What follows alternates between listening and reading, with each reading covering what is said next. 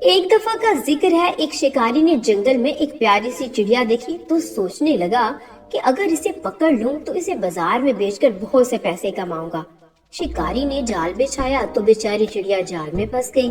شکاری بہت خوش ہوا اور دل ہی دل میں اسے بیچنے کا سوچنے لگا۔ چڑیا بہت پھڑپڑائی اور ادھر ادھر اڑنے لگی، لیکن اس کی کوشش ناکام رہی۔ وہ تھک کے بیٹھ گئی اور شکاری سے کہنے لگی، اے عقل مند اور بڑے انسان، مجھ جیسی چھوٹی سی چڑیا سے تمہیں کیا ملے گا؟ تھوڑا سا گوشت یا مجھے بیچ کر تھوڑے سے پیسے۔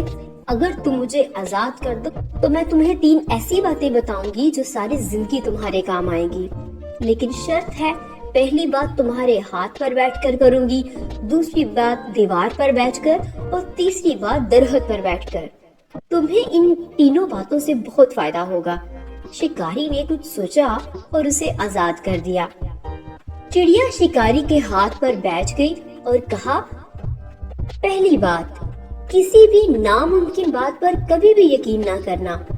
اور پھر اڑ کر دیوار پر جا بیٹھی اور دیوار پر بیٹھ کر کہا، دوسری بات، گزری ہوئی کسی بھی بات پر کبھی غم نہ کرنا۔ اور پھر شکاری کے پاس جا کر کہا کہ مجھ چھوٹی سی چڑیا کے اندر 10 درہم کا ایسا قیمتی موتی ہے جسے پا کر تم اور تمہارے گھر والے عیش کی زندگی گزارتے، لیکن افسوس، مجھے آزاد کر کے تم نے وہ قیمتی موتی کھو دیا۔ یہ سن کر شکاری رونے چلانے لگا کہ ہائے افسوس، میں لٹ گیا، برباد ہو گیا، میں نے کیوں اس چڑیا کو آزاد کر دیا۔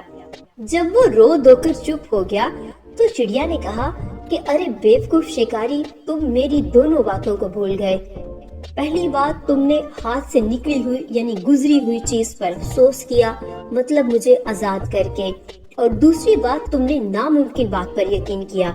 بھلا 10 درہم کا موتی مجھ جیسی چھوٹی سی چڑیا کے اندر کیسے آ سکتا ہے؟ شکاری نے سوچا تو شرمندہ ہو گیا اور بولا، تم نے ٹھیک کہا، اچھا چلو وہ تیسری بات تو بتا دو۔ چڑیا بولی، تم نے میری پہلی دونوں باتوں پہ کون سا عمل کیا جو تیسری بات بتا دوں؟ وہ تم جیسے نادان اور بے وقوف کے لیے نہیں ہے۔ یہ کہہ کر چڑیا درخت سے اڑ گئی اور شکاری ہاتھ ملتا رہ گیا۔